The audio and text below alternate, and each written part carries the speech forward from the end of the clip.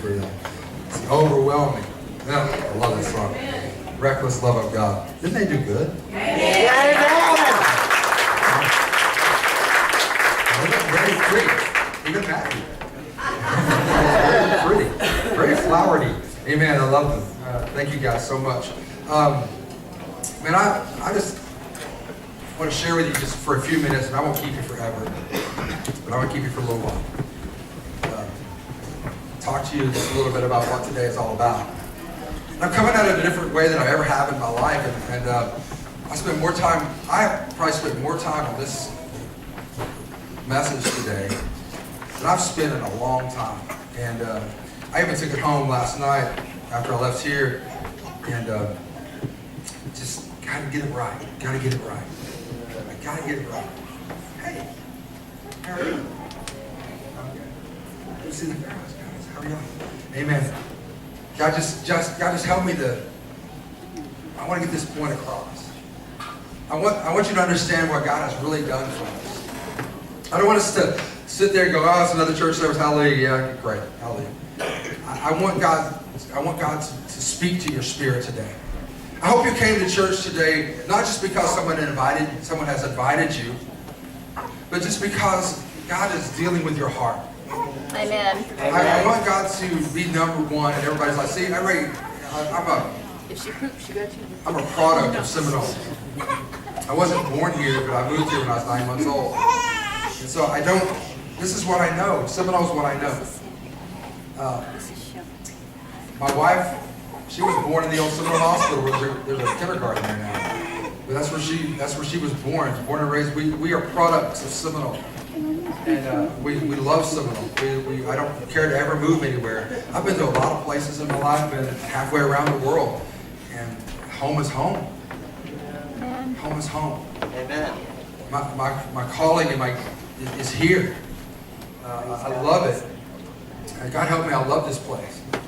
With all of our houses that are falling apart, they were built in the 30s, and they're falling apart, and the windows are boarded up, and I love this place.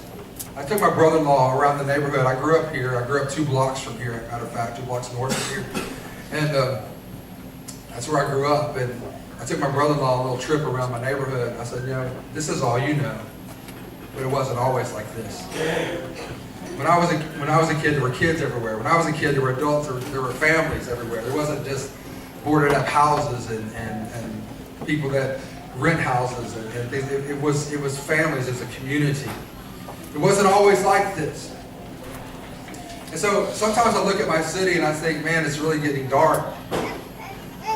It seems like it's really getting dark and downtrodden. But God reminded me one time that it's the light that illuminates the darkness. That if there's no darkness, then there's no need for light. If there's no place that's dark, then there's no really need for us to be here. If everything is pristine and fancy and all that, then if there's no darkness, then why is God's light necessary? And so I understand that. I don't like it tremendously, but I understand that. But in the darkness, God is working. In darkness, God's working. In the darkness of the womb, God is fastening a baby together. I don't know if you know this, but there's not anybody with a light in there other than, when you go to the doctor and they do that stuff. And they look at the baby, whatever it's called, ultrasounds or whatever. Now you have like 4D ultrasounds. The baby can wave at you and give a peace sign. Back in the day, it was like, I don't see it. It's a peanut. I don't see it. I don't see what you're seeing. But that's back when I had children, back in the day. And so now it's 4D, hallelujah. You can see everything, You have the picture of a 4D baby on your wall now. It's just crazy. And so, but back in the day, there was no light that you could see what the baby was doing. And when you had a baby, that's when you found out what it was. Amen. Abby was supposed to be a boy. She didn't make it. Amen. So she was going to be Jessie. But she's Abby. And I'm glad I have an Abby. Amen. Jessie doesn't even fit anymore. She's an Abby. And so I'm so thankful that God knows more than I know. But in the womb, God is creating what men don't understand. Unseen by human eyes, God creates everything from the internal to the external. God is doing a great and mighty work, whether you see it or not. Amen. Listen, there's some folks in here today that you are really going through some struggles in your life. You are really having a hard time. You don't understand really why you're here, because I've tried that God thing. That God thing doesn't work. Can I tell you to quit trying the God thing and let Jesus be Lord of your life? Even through the hard times of your life, even when you're having a struggle, don't quit. Don't give up. Remember the resurrection of Christ. Because in the darkness, you can still see that God is working. We can't see what God is doing, but He is moving. He's doing things in our lives. He's changing the lives of people from the inside out. I think this the most amazing thing is that God doesn't change us from the outside in. He changes us from the inside out. Your spirit has to change before your outside ever changes. Something has to change on the inside of you before anything on the outside ever changes. And we used to do it backwards back when I was a Pentecostal kid back in the day. We would make sure they got their hair cut right before we ever cared about their soul. Did they wear the right length of sleeve? Was their dress long enough? Was the beehive high enough? That's how I grew up. It was more, just get the outside fixed and then we'll worry about the inside later. Did they shout at church? Then they must be saved. Did they shout at church and go slap their wives? I'm just telling you how things were kind of jacked up back in the day. And so let me just share a thing with you that God is moving on the inside. Even though nobody can see what's going on in your life, God is doing something on the inside of you that's greater than what anybody can see on the outside of you. Amen. When we see things, when we see things as dark, God's working. Amen. God is moving. God is taking us from one thing to another thing. Another chance. How many are glad you got another chance? Amen. See, I've said this in here before, I'm going to say it again, but people have asked me before, isn't it hard to pastor in a town you grew up in? Yeah. And no. Are you indecisive? Yes and no. Okay. But it is hard to pastor in a town that you grew up in, and especially the church you grew up in. It is very difficult because everybody knows you. Oh, that's Jeff. But the cool thing about it is that everybody knows you. That's a cool thing. Why is that cool? Because I've never one time got up here and said, I am so glad I wasn't like you guys. Please. I've been on the dirt road with the burn ground. I got it, okay? I've got it, okay? And so I've been there. I understand what and people say, well, can we tell stories about you? I can tell stories too. I didn't do stuff by myself. So if you want to start swapping stories, baby, we'll just start swapping stories. It's all good. So that's how it is. And so I've never acted like I was somebody. Because I know by the grace of God who I am. And God is blessed. I know it. So I'm so thankful for another chance, another opportunity, another place. I'm so thankful that God moves even in the dark. Today we're going to continue. We're going to conclude the series, The Remnant. And the remnant is just not the leftovers, but part of the original cloth. Part of what God has done in the past, God's still doing today. It's part of what God has done back in the day, He's still doing today. And Jesus, I don't know if you guys remember this or realize this, but He was born at night and the angels came and told the shepherds, remember the story? And they came and they said, hey, don't be afraid. Okay, sure. Somebody just showed up in the clouds. I'm not going to be afraid, right? Sure. Let's not be afraid. And so He was born at night where most were sleeping. But the shepherds were watching the sheep at night. Most were unaware of what was going on around them, but Jesus had come into the earth. Most were not visited by angels. Just the shepherds. And I love the part of this talks about, and a heavenly host showed up. And they were singing, oh, the overwhelming. I don't know what they're saying. But anyway, they were singing, and they were celebrating the birth of Christ, but it was dark. So that doesn't make any sense. It seems like God would blow a trumpet and say, hey, my son is born in the bright sunlight day of noon when everybody could see him. But what happened was he was born in a stable at night, but there wasn't very many people around.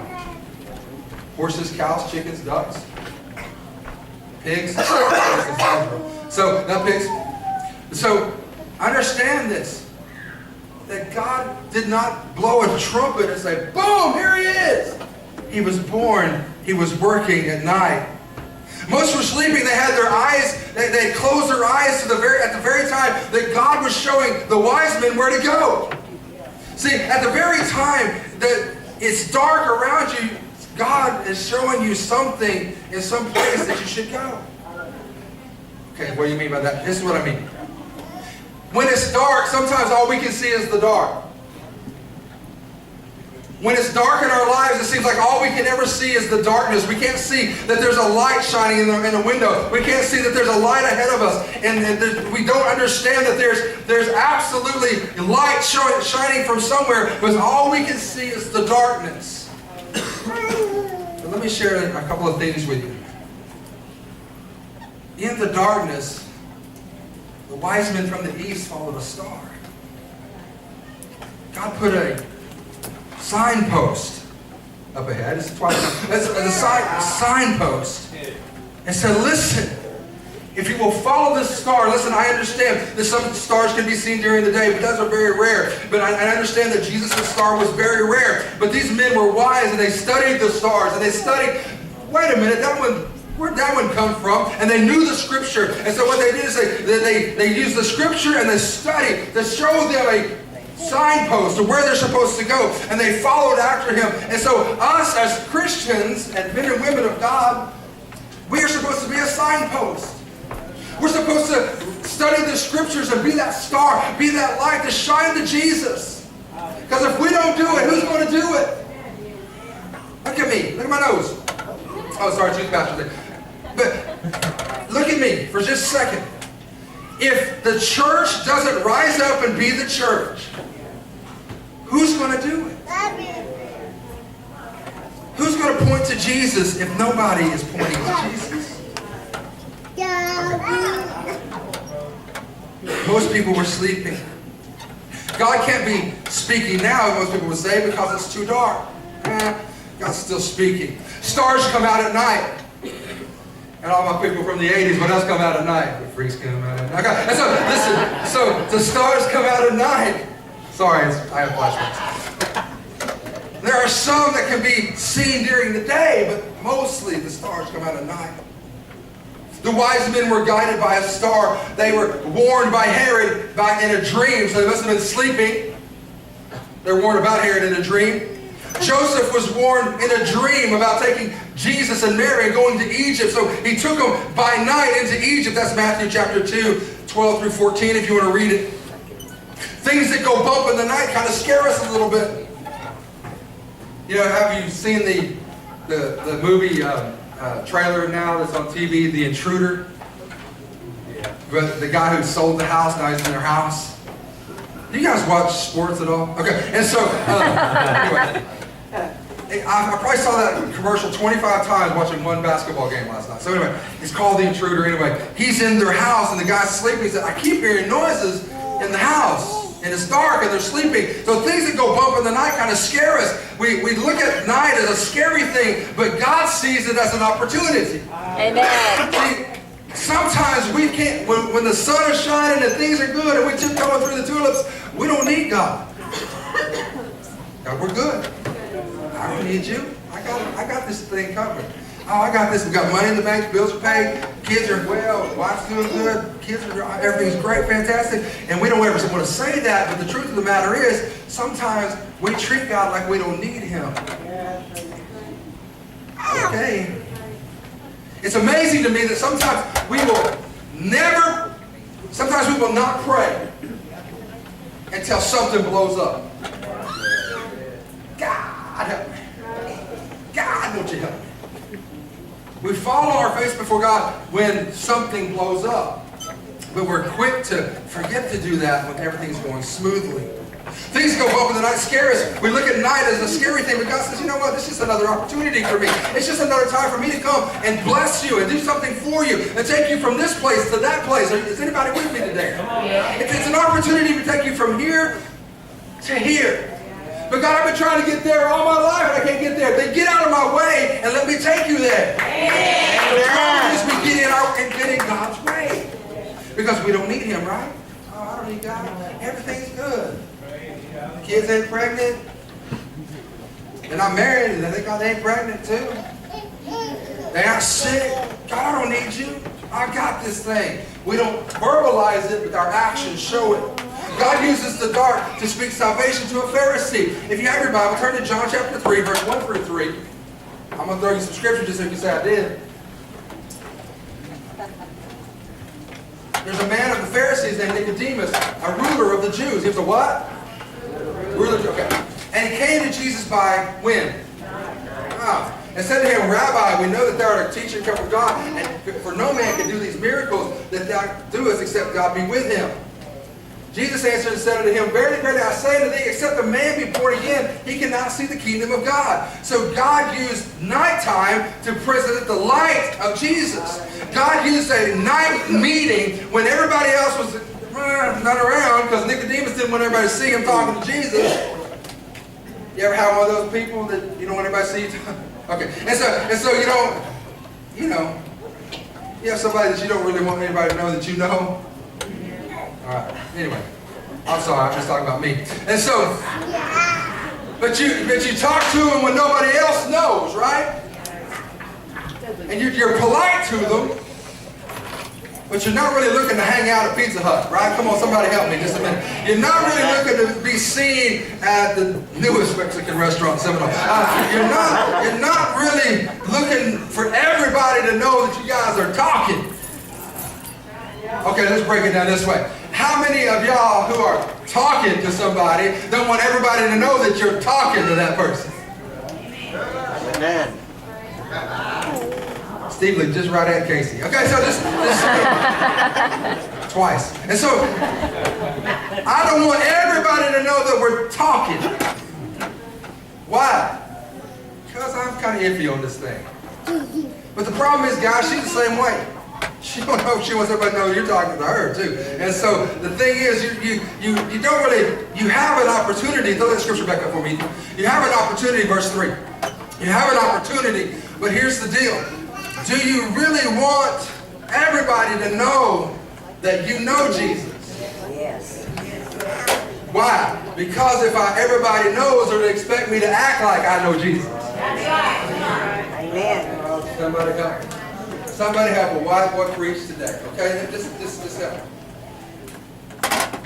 If I say I know him,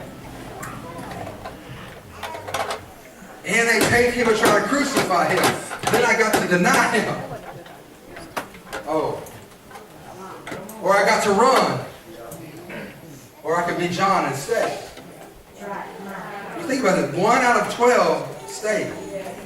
That's not very good odds. You're shooting 1 out of 12 for 3-point line, you lose it. Okay, I'm just letting you know. And so you just understand me for just a second, okay? That God has a way of making you decide. You can't stay on the fence forever. Every once in a while, God will just put a little hot wire on just to make sure you know that fence is there. Anybody ever grew up in Oklahoma, touch one? Okay, so how many?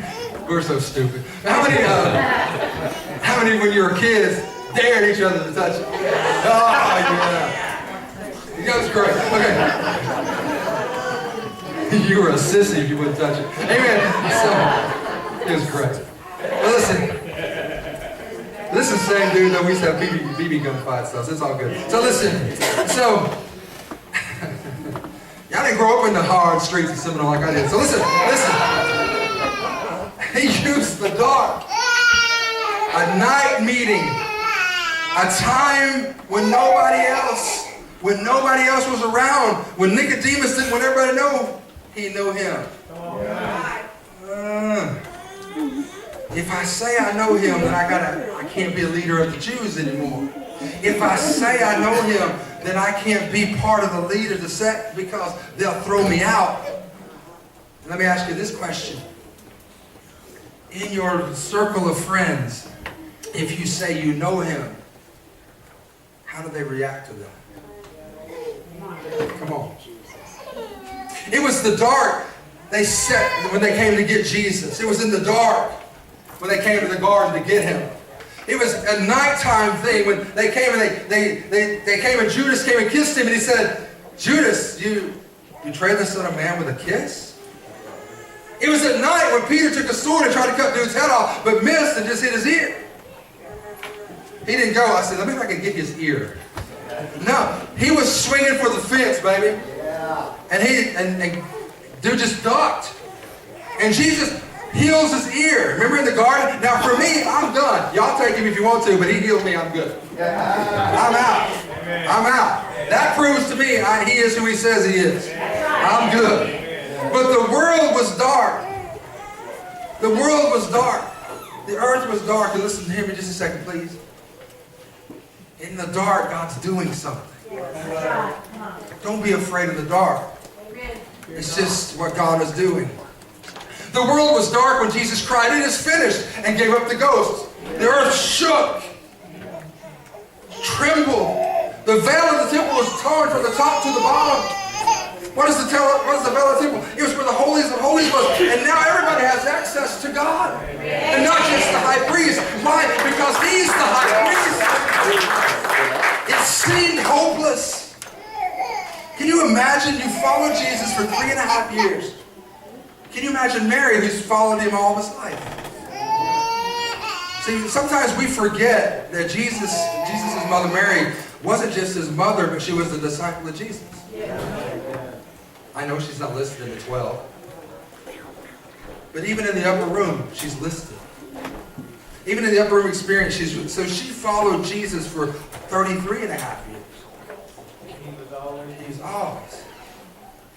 Can you imagine how hopeless it would be as they placed him in a tomb? Can you imagine how hopeless it would be when they wrapped him in linen cloths?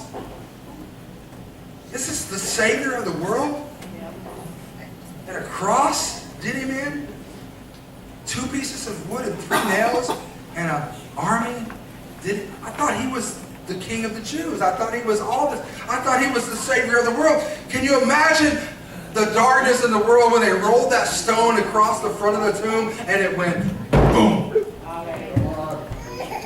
And I don't know how many have ever gone to Israel. I've gone to Israel twice, once with Tommy and once by myself. And in the tomb, there's not much light when the door opens. Much light, much less when you go in. And I know Sister LaWanna's been there. When they shut the door on you, there's no light at all in the tomb. Why? Because dead people don't need light. Amen? And so let me just share this with you, and I'll try to hurry. When the stone was rolled in front of the door, darkness was on the earth because it looked like sin had won. It looked like the devil had defeated God's Son. It looked like it was over with. The disciples had scattered and run to a safe house. Judas had hung himself. John had stayed. Because Jesus said, "John, behold your mother. Take care of my mama." John had stayed. It must have seemed like the largest stone ever in the history of the world that was placed in front of that tomb. Because, guys, listen, think about it in your life. When you're going through something and you don't feel like God is hearing your prayer, doesn't it seem like your problem is the biggest problem that's ever been in the history of the world? Your kids are worse than anybody else's kids. Their depravity is worse than anybody else's has ever been. Your marriage is the worst it's ever been. Your marriage is the worst marriage has ever been in the history of the world. Because you're going through something, and sometimes doesn't that stone seem to be the largest thing possible stuck in front of you between you and Jesus, and you can't get to him because he's laid in a tomb and there's a stone in front of you and it just seems dark? What am I going to do? What am I going to do? The Savior of the world was now in the dark. He was lying in the dark. There was no light. There was darkness all around. There was darkness in the safe house. They ran because they didn't trust that Jesus was really going to do what he said he was going to do. They ran and they hid because they didn't want to get killed. And I love this. I'm going to flip the script on you just a little bit.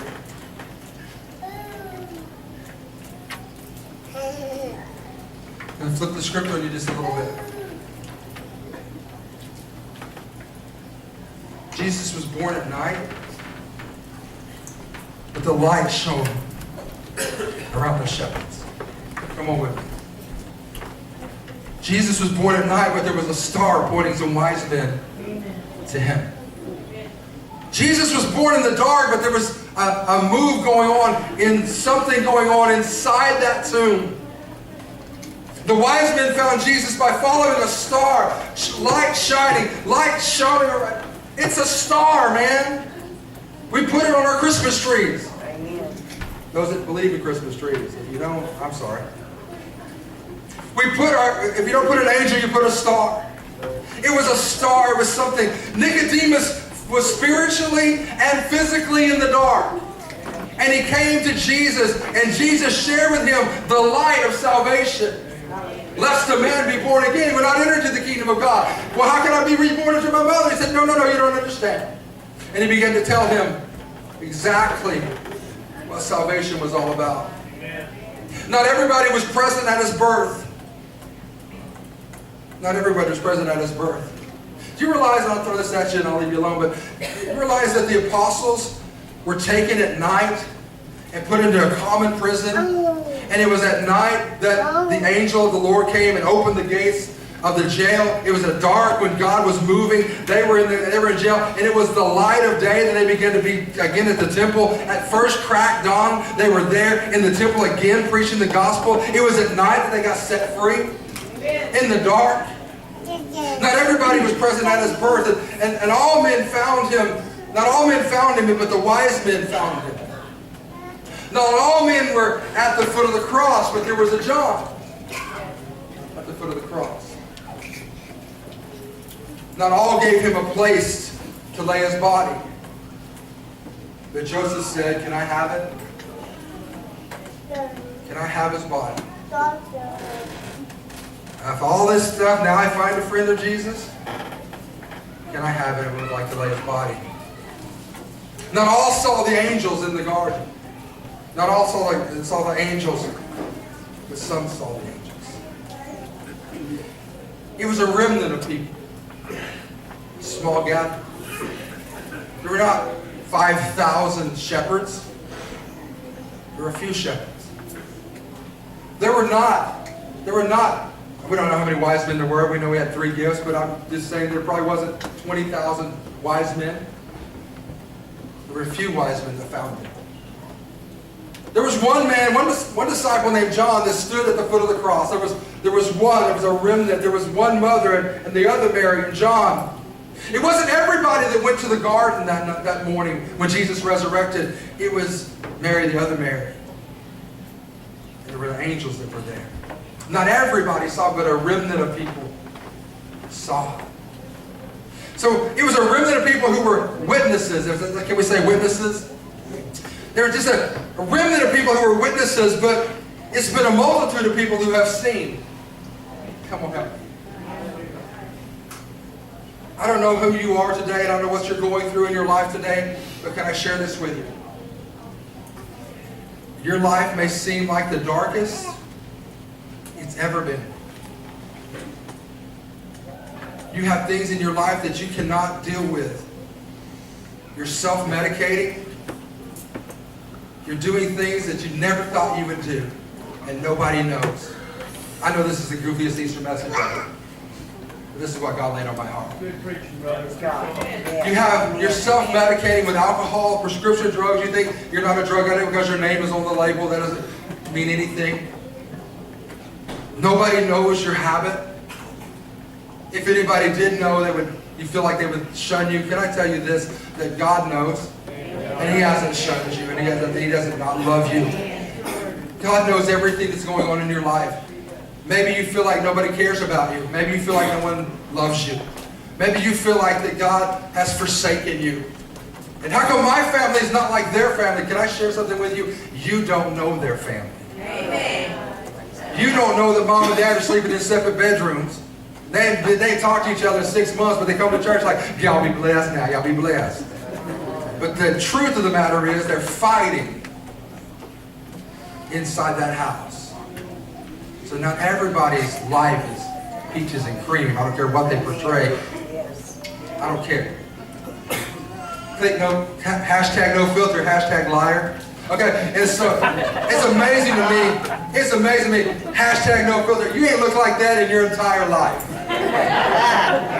You don't look that good. You didn't look that good at 16, much less 46. So don't even lie, okay? Don't even. But can I share with you? Share with you. And on this day that we celebrate, I don't know what day it was, but on the day we celebrate the resurrection of Christ, the light can come into your darkness. When he rolled that stone away, that stone, I now have access to the one who gives me access to God. I now can go to him. There's nothing between me and God now but me. I have every opportunity to go to Jesus, say, Jesus, I'm making my petition known to you. I'm calling out your name. Jesus, I need you worse than I need to breathe.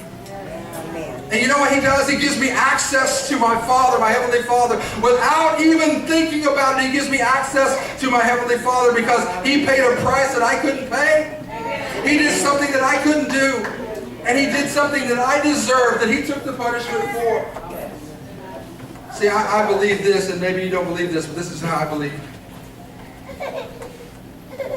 That on the cross, Jesus not only did it for me, but he took my place on the cross. It wasn't just the symbolism of sin dying. It was he took my place, my punishment. He took my place on the cross. And when he resurrected, now I get to resurrect with him. I am now alive, and my life is alive, and I'm now born again. What does that mean, born again? This is what it means, that I've given my life to Christ, and he's given me another chance. Come on, somebody else. He's given me another chance. So this Easter Sunday morning, this resurrection, this getting up morning, can God please let God shine the light of his glory into your darkness. Let him, he's the only one that can illuminate it, because if he didn't, you would have already found the answer, wouldn't you? Yeah. You've already tried sex, it didn't work, did it? You tried drugs, that didn't work, did it? You tried alcohol, that didn't work, did it? You tried getting married, because he completes me. Whatever, Jerry Maguire. He doesn't complete you. Because when you're broken, can't nobody complete you but God. Amen. I don't care who it is. You tried all these things. You tried having a baby because your marriage was rocky. That made a lot of sense. Now you're not sleeping and you're fighting. So it's great. Okay? So it's great. You tried all this stuff because it makes you weak, right? To go to Jesus. No. It's the whole reason we celebrate today. It's the whole reason, because God said, you know what? These people are jacked up. And I got to give them a way to get to me. Jesus, what'd you do? Not my will, but your will, Father. Not what I want, but what you want, God. God, I love you. Jesus did it for us. Last time I want to say something, I'll leave you alone. I never would change order service in a minute, but listen. This resurrection morning, I want you to do something for me. Some of you I may not ever see until next Easter. That's okay. I'm going to love you the same. God's not going to forsake you because you didn't come to church Easter Sunday night. I promise you, we're not going to hell for not going to church tonight. I promise you. But I want you to do something for me. I want you to think about where you're at in your life right now. And some of you, man, the lights may be shining like noonday. I hope so. But I feel like God gave me a message today because there's some folks here today that God has dealt with you, and He's dealt with you, and He's dealt with you. You didn't know what it was. You thought you needed a sleeping pill, and you needed some Z-Quil, and God's just like, go get up. I'm dealing with you. He's dealing with your heart. See, what people don't know anymore, we call conviction, they call depression. Is when, and I'm not saying that you're clinically depressed, I'm not saying that, but I'm talking about, oh, I'm sad. You know why you're sad? Because God's heart is calling to you. That's why you want to cry, but there's no reason to cry. That's why you want to just don't understand. Either you're in love or you're just convicted. One of the two. You know what to do. Hear me. I want you to take today, and I want you to think about this. What's going on in my life that God needs to be the Lord of? And let Him roll that stone away in your life, that His light can shine out of it. See, it's time to put some of the stuff in your life to bed. It's time that you put it in the tomb and leave it there. Amen. It's time that you take all that trash that you try to carry around with you and trade Jesus' spots with it. Let Him take the trash, let Him deal with it, and you deal with Him. Because He's a great, big, wonderful, wonderful God. And He wants to shine light into your life. Would you do me a favor? Would you stand to your feet?